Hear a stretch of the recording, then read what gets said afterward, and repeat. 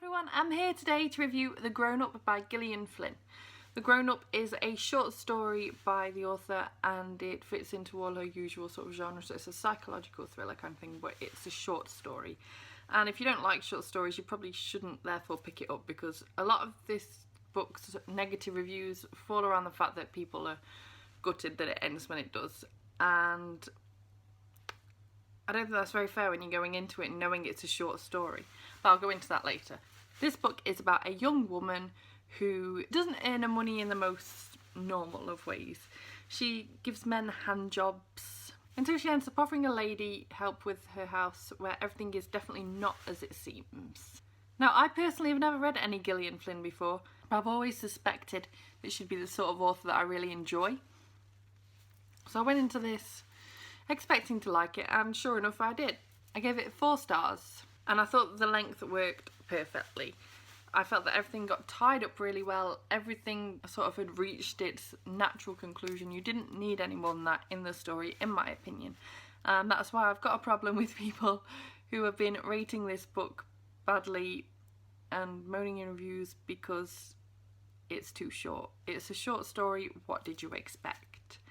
So yeah, expect this to be shorter than her normal stuff because it is a short story.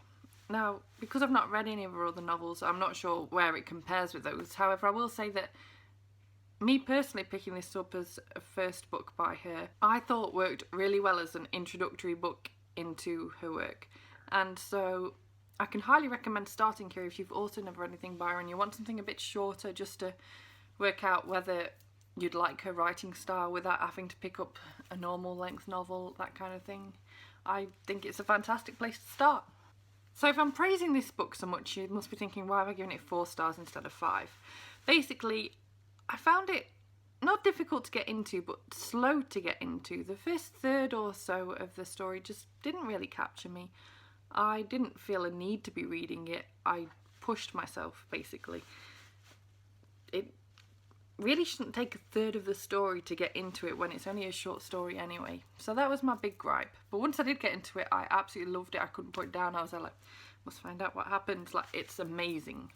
So it's safe to say that I had high expectations for this short story, and I felt like they were met to by a large extent. And so I highly recommend this book to anyone who enjoys short stories and psychological thrillers.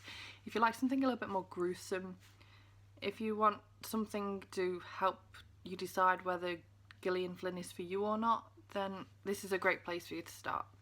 Thank you very much for watching this review. If you enjoyed it, give it a thumbs up. Subscribe if you want to see more reviews and also other bookish videos from me. You can friend request me on Goodreads. You can see written reviews for this book and many other books on my Goodreads and my blog, and I will leave links to everything down below. If you want to stalk what I'm currently reading, Goodreads or Twitter are also good for those, and I will see you very soon. Bye bye!